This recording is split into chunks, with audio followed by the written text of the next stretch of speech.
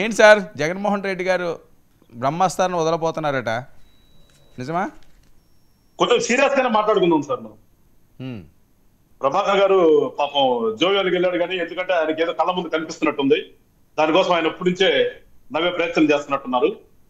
కానీ వాస్తవానికి దూపుడు గారు మాట్లాడినట్టుగా 3 ఫ్లైట్లు కొన్నారండి, సమాధానం చెప్పాలండి. ఈవీఎంల గురించి వాళ్ళు డౌట్ పడుతున్నప్పుడు 2019లో కూడా ఇదే ఈవీఎంలు కదా, అప్పుడు కూడా అంతే చేశారా? దాని ఒకటి ఒప్పుకోవాలి. లేదు ఇప్పుడు ఈవీఎం మీద డౌట్ ఉంటే ఈవీఎంలు వద్దని వీళ్ళు ఎవరైనా ఎప్పటి నుంచి ధర్నా చేయగలుగుతారా? 29 లక్షల ఈవీఎంలు వద్దు, బ్యాలెట్లు కావాలని వస్తారా?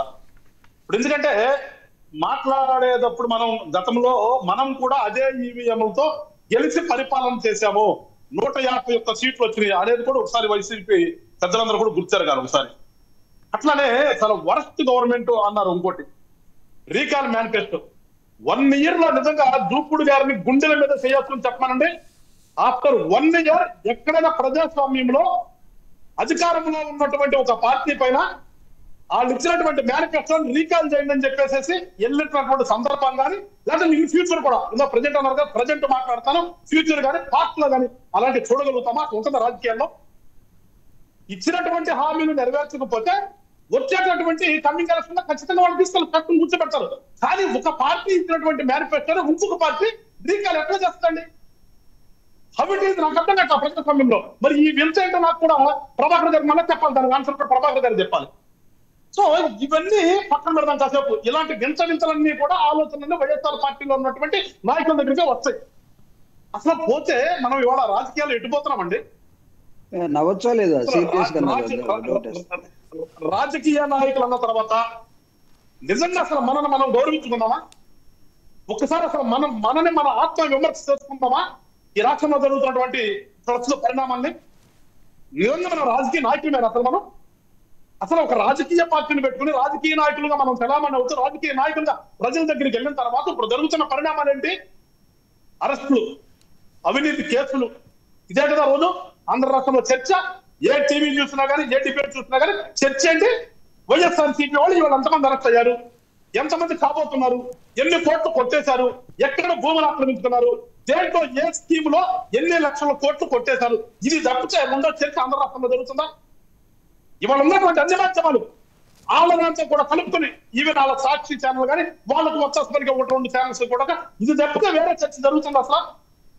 నిజంగా మన రాజకీయ నాయకులు మనం అంటే ఒకసారి ప్రభుత్వంలో ఉంటే మళ్ళా వాడిపోయినా తర్వాత ఇంకో ప్రభుత్వం వస్తే అవినీతి కేసులు పెట్టుకుని ఎన్ని కోట్లు కొట్టేశారని చెప్పే కేసులతో ప్రభుత్వంలో పరిపాలన సాగాలనా? ఇదేనా ప్రజాస్వామ్యంలో? నిజంగా మన రాజకీయ నాయకులు మనం ఒప్పుకుందాం? మనం గుండెల మీద చేసుకున్నాం ఒకడు లేదు. అసలు ఒక్కొక్కడు ఒక్కసారి ఎమ్మెల్యే అయిన తర్వాత మంత్రి అయిన తర్వాత మళ్ళీ టర్మ్ అయిపోయేదానికి ఎన్ని వేల కోట్లు సంపాదిస్తున్నారు, ఎట్లా సంపాదించగలుగుతారు? దాని గురించి మాట్లాడుతున్నాం మనం. గతంలో మనకు ముఖ్యమంత్రులు చేస్తున్నటువంటి ప్రకాశం పంతులు గారి దగ్గర నుంచి మొదలుపెట్టిన, దామోదర్ సంజయ్ దగ్గర మొదలుపెట్టిన, లేదంటే మనకప్పుడు నాకైతే తెలీదు, నాకు తెలిసినటువంటి కోట్ల విజయభాస్కర్ రెడ్డి కానీ, ఎన్టీఆర్ గారు కానీ వీళ్ళ కూడా ఇప్పుడు కూడా ఇలాంటి అవినీతి మార్గం రాలేదు కానీ ముఖ్యమంత్రులే కదా. వాళ్ళ జీవన శైలి ఏంటి? వాళ్ళ సరిపోయినట్టు వాస్తులే. ప్రధానమంత్రిగా 2 సార్లు చేశారంట గుల్జారీ వాళ్ళ ఉందా అంటే అది ఏదో ఆపధర్మ అంటారు, లేదంటే తాత్కాలిక అంటారు. తాత్కాలిక అనేది మనకు రాజ్యాంగం లేదనుకోండి, ప్రమాణ స్వీకారం చేస్తున్న ప్రధానమంత్రి కింద లెక్కే. 2 times ప్రధానమంత్రిగా ఉన్నటువంటి గుల్జారీ లాల్ గారు అద్దె ఇంట్లో అద్దె కట్టలేక లాక్డౌన్ సరిపోయేటప్పుడు ఆయన పరిస్థితి. సరే ఇవాళ పరిస్థితి ఏంటి సార్? దౌర్భాగ్యం. ఒకసారి ఎమ్మెల్యే వచ్చారో, లేకపోతే ఒకసారి మంచి వచ్చారో నీకు ఎన్ని 100 కోట్లు ఎన్ని వేల కోట్లు వస్తున్నాయి, తర్వాత నీ మీద ఎన్ని చెట్లు వస్తున్నాయి? కాసారి అందరికీ వర్తిస్తుంది, ఇది కొంతమందికేనా? అట్లాగే సార్ ఒక నిమిషం ఆగండి వరం గారు. అసలు ఇచ్చారా మన చర్చ రోజు ఆంధ్ర రాష్ట్రంలో జరుగుతున్న కాదండి. ఇప్పుడు అన్ని పార్టీలకు సంబంధించిన వాళ్ళు ఇప్పుడు మీరు చెప్పిన కోవలోకి వస్తారా, లేకపోతే కొంతమందేనా? సార్ నేను అంటే రాజకీయ నాయకులు అందరూ ఉదాహరణ ప్రభావం కనిపిస్తున్నా.